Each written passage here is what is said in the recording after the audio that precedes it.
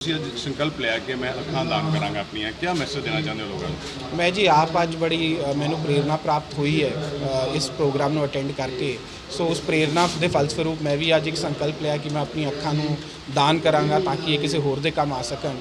ਤੇ ਮੈਂ ਤੁਹਾਡੇ ਰਾਹੀਂ ਵੀ ਸਾਰਿਆਂ ਨੂੰ ਇਹੀ ਅਪੀਲ ਕਰਾਂਗਾ, ਜਿੰਨੇ ਵੀ ਸਰੋਤਾ ਤੁਹਾਡੇ ਸੁਣ ਰਹੇ ਨੇ, ਕਿ ਅਸੀਂ ਰੂੜੀਵਾਦੀ ਸੋਚ ਨੂੰ ਪਿੱਛੇ ਛੱਡੀਏ, ਆਪਣੇ ਅੱਖਾਂ ਦਾ, ਆਪਣੇ ਆਰਗਨਸ ਦਾ ਡੋਨੇਸ਼ਨ ਵੱਲ ਅਸੀਂ ਸੰਕਲਪ ਲਈਏ ਤੇ ਅਸੀਂ ਇਹਨਾਂ ਨੂੰ ਦਾਨ ਕਰਨ ਲਈ ਜੋ ਲੀਗਲ ਫਾਰਮੈਲਿਟੀਜ਼ ਹੈ ਉਹ ਫਾਰਮ ਦੇ ਰੂਪ ਵਿੱਚ ਭਰੀਏ, ਤਾਂ ਕਿ ਸਾਡੇ ਜਾਣ ਤੋਂ ਬਾਅਦ ਇਹ ਸਾਰੇ ਕਿਸੇ ਨਾ ਕਿਸੇ ਦੇ ਕੰਮ ਆ ਸਕਣ, ਕਿਸੇ ਹੋਰ ਨੂੰ ਦੁਨੀਆ ਵਿੱਚ ਮੌਕਾ ਮਿਲੇ ਕਿ ਉਹ ਸਾਡੇ ਰਾਹੀਂ ਇਹ ਦੁਨੀਆ ਨੂੰ ਐਕਸਪੀਰੀਅੰਸ ਕਰ ਸਕੇ। ਮੈਂ doctor Ranjit Singh Ghodra, director health services Punjab, ਅੱਜ ਮਾਣ ਮਹਿਸੂਸ ਕਰ ਰਿਹਾ ਹਾਂ ਕਿ ਡਾਕਟਰ ਸ਼ਕੀਨ ਸਿੰਘ ਜੀ ਆਪਣੇ ਹਸਪੀਟਲ ਵੱਲੋਂ ਤੇ ਆਪਣੇ ਨਿੱਜੀ ਤੌਰ ਤੇ ਬਹੁਤ ਵੱਡੇ ਉਪਰਾਲੇ ਕਰ ਰਹੇ ਹਨ। ਪੰਜਾਬ ਸਰਕਾਰ ਆਈ ਡੋਨੇਸ਼ਨ ਫੋਰਟਨਾਈਟ 25 ਅਗਸਤ ਤੋਂ ਲੈ ਕੇ 8 ਸਤੰਬਰ ਤੱਕ ਮਨਾ ਰਹੀ ਹੈ। ਉਸੇ ਕੜੀ ਦੇ ਵਿੱਚ ਹੀ ਅੱਜ ਇਹਨਾਂ ਨੇ ਸਾਨੂੰ ਡਿਪਟੀ ਕਮਿਸ਼ਨਰ ਅੰਮ੍ਰਿਤਸਰ ਔਰ ਮੈਨੂੰ ਬਤੌਰ ਡਾਇਰੈਕਟਰ ਹੈਲਥ ਸਰਵਿਸਿਜ਼ ਇੱਥੇ ਬੁਲਾਇਆ ਔਰ ਉਹਨਾਂ ਮਰੀਜ਼ਾਂ ਦੇ ਨਾਲ ਮਿਲਾਇਆ ਜਿਨ੍ਹਾਂ ਦੇ ਇਹਨਾਂ ਨੇ ਆਪਰੇਸ਼ਨ ਕੀਤੇ ਹੋਏ ਸਨ, ਜਾਂ ਹੋਰ ਵੀ ਲੋਕਾਂ ਨੂੰ ਜਿਹੜਾ ਹੈ ਜਾਗਰਤੀ ਜਿਹੜੀ ਹੈ ਫੈਲਾਉਣ ਵਾਸਤੇ ਬਹੁਤ ਵੱਡਾ ਉਪਰਾਲਾ ਕੀਤਾ ਹੈ। ਸੋ ਅਸੀਂ ਇਸ ਫੋਰਟਨਾਈਟ ਦਾ ਜਿਹੜਾ ਮੁੱਖ ਮੰਤਵ ਹੀ ਇਹ ਹੈ ਕਿ ਅਸੀਂ ਲੋਕਾਂ ਦੇ ਵਿੱਚ ਜਾਗਰਤੀ ਪੈਦਾ ਕਰੀਏ। ਜਿਵੇਂ ਡਾਕਟਰ ਸਾਹਿਬ ਨੇ ਦੱਸਿਆ ਹੈ ਕਿ ਜੇ ਅਸੀਂ ਅਪਲਾਈ ਕਰਨ ਦਾ ਇੱਕ ਫਾਰਮ ਭਰ ਲੈਂਦੇ ਹਾਂ, ਇਸ ਦੇ ਨਾਲ ਹੀ ਸਾਡੀ ਡਿਊਟੀ ਖਤਮ ਨਹੀਂ ਹੋ ਜਾਂਦੀ, ਕਿਉਂਕਿ ਕਿਸੇ ਵੀ ਪ੍ਰਾਣੀ ਦੀ ਮੌਤ ਹੋਣ ਦੇ ਉਪਲਕਸ਼ ਦੇ ਬਾਅਦ ਉਸਦੇ ਪਰਿਵਾਰ ਨੇ, ਉਹਦੇ ਰਿਸ਼ਤੇਦਾਰਾਂ ਨੇ ਸਮੇਂ ਸਿਰ ਸਿਹਤ ਮਹਿਕਮੇ ਨਾਲ ਸੰਪਰਕ ਕਰਨਾ ਹੁੰਦਾ ਹੈ ਤਾਂ ਕਿ ਅੱਖਾਂ ਨੂੰ ਰਿਟਰੀਵ ਕੀਤਾ ਜਾ ਸਕੇ। ਬਹੁਤ ਲੋਕਾਂ ਦੇ ਦਿਮਾਗ 'ਚ ਇਹ ਹੁੰਦਾ ਹੈ ਜਾਂ ਕੋਈ ਧਾਰਨਾਵਾਂ ਬਣੀਆਂ ਹੁੰਦੀਆਂ ਹਨ, ਕੋਈ ਮਿਥ ਬਣੀਆਂ ਹੁੰਦੀਆਂ ਹਨ ਕਿ ਜੇ ਅੱਖ ਕੱਢ ਲਈ ਤਾਂ ਅੱਗੇ ਆਉਣ ਵਾਲੇ ਸਮੇਂ ਦੇ ਵਿੱਚ ਇਹਨੂੰ ਅੱਗੇ ਕੁਝ ਦਿਸਣਾ ਨਹੀਂ ਹੈ, ਜਦੋਂ ਇਹਨੇ ਰੱਬ ਦੇ ਕੋਲ ਜਾਣਾ ਤਾਂ ਇਹ ਹਨੇਰਾ ਹੋ ਜਾਏਗਾ। ਇਹੋ ਜਿਹੀਆਂ ਜਿਹੜੀਆਂ ਗੱਲਾਂ ਨੇ, ਜਾਂ ਜਦੋਂ ਆਪਾਂ ਸੰਸਕਾਰ ਕਰਨ ਵਾਸਤੇ ਪ੍ਰਾਣੀ ਨੂੰ ਰੱਖਣਾ ਹੁੰਦਾ ਹੈ ਤਾਂ ਪਤਾ ਨਹੀਂ ਉਹ ਜਦੋਂ ਅਸੀਂ ਅੱਖ ਕੱਢ ਲੈਂਦੇ ਹਾਂ ਤਾਂ ਸ਼ਾਇਦ ਉਹ ਦੇਖਣ ਦੇ ਵਿੱਚ ਬਹੁਤ ਬੁਰਾ ਲੱਗੇਗਾ। ਇਸ ਤਰ੍ਹਾਂ ਨਹੀਂ ਹੈ, ਪੂਰੀ ਦੀ ਪੂਰੀ ਅੱਖ ਜਿਹੜੀ ਹੈ ਉਹ ਨਹੀਂ ਨਿਕਾਲੀ ਜਾਂਦੀ, ਸਿਰਫ ਉਹਨਾਂ ਪੋਰਸ਼ਨ ਨਿਕਾਲਿਆ ਜਾਂਦਾ ਹੈ ਜਿੰਨਾ ਚਾਹੀਦਾ ਹੁੰਦਾ ਹੈ। ਔਰ ਇਹ ਦੇਖੀਏ ਕਿ ਕਿੱਡਾ ਵੱਡਾ ਮਹਾਨ ਕਾਰਜ ਹੈ ਕਿ ਇੱਕ ਇਨਸਾਨ ਆਪਣੀ ਮੌਤ ਤੋਂ ਬਾਅਦ ਕਿਸੇ ਵੀ ਉਮਰ ਦੇ ਵਿੱਚ ਹੋਵੇ, ਉਹ ਇੱਕ ਦੋ ਪ੍ਰਾਣੀਆਂ ਨੂੰ ਜਿਹੜਾ ਹੈ ਉਹ ਦੇਖਣ ਜੋਗਾ ਕਰ ਸਕਦਾ ਹੈ, ਉਹਨਾਂ ਦੀ ਅੱਖਾਂ ਦੀ ਰੋਸ਼ਨੀ ਬਣ ਸਕਦਾ ਹੈ। ਸੋ ਮੇਰੀ ਸਮੂਹ ਪੰਜਾਬ ਵਾਸੀਆਂ ਨੂੰ, ਦੇਸ਼ ਵਾਸੀਆਂ ਨੂੰ ਅਪੀਲ ਹੈ ਕਿ ਆਓ ਆਪਾਂ ਸਾਰੇ ਜਣੇ ਇਹ ਪਲੈਜ ਲਈਏ ਕਿ ਸਾਡੇ ਮਰਨ ਤੋਂ ਬਾਅਦ ਸਾਡੀਆਂ ਜਿਹੜੀਆਂ ਅੱਖਾਂ ਨੇ ਉਹ ਦਾਨ ਕੀਤੀਆਂ ਜਾਣ।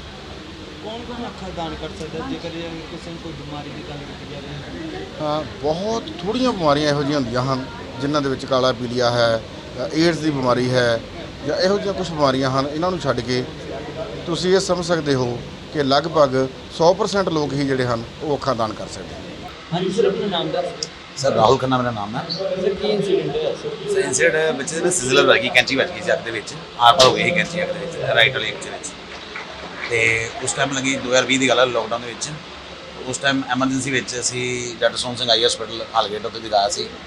ਉਹਨਾਂ ਨੇ ਔਨ ਦੀ ਸਪੋਟ ਇੱਕ ਆਪਰੇਟ ਕੀਤਾ ਸੀ ਤੇ ਉਹਨਾਂ ਨੇ ਕਿਹਾ ਸੀ ਬੱਚੇ ਦੀ ਰੋਸ਼ਨੀ ਨਹੀਂ ਉਹ ਬਚੇਗੀ, ਬਟ ਨਜ਼ਰ ਨਹੀਂ ਆ ਰਿਹਾ ਸੀ ਉਸ ਵੇਲੇ, ਨਜ਼ਰ ਆਉਣਾ ਬਿਲਕੁਲ ਬੰਦ ਹੋ ਗਿਆ ਸੀ ਰਾਈਟ ਆਈ ਤੋਂ। ਉਸ ਤੋਂ ਬਾਅਦ ਆਪਾਂ ਦਿਖਾਇਆ ਦੋ ਤਿੰਨ ਡਾਕਟਰਾਂ ਨੂੰ ਹੋਰ ਵੀ ਸਾਰਾ ਕੀਤਾ, ਕੰਸਰਨ ਕੀਤਾ, ਬਟ ਸਾਨੂੰ ਇੱਕ ਡਾਕਟਰ ਸ਼ਕੀਨ ਸੀ ਜਾਂ ਸਾਨੂੰ ਕਿਸੇ ਨੇ ਰੈਫਰ ਕੀਤਾ ਜਾਂ ਅੰਬਾਲਾ ਦੇ ਵਿੱਚ, ਜਾਂ ਡਾਕਟਰ ਸ਼ਕੀਨ ਦਾ ਆਪਰੇਟ ਕਰਨਗੇ ਜਾਂ ਅੰਬਾਲੇ ਦੇ ਵਿੱਚ ਹੋਏਗਾ।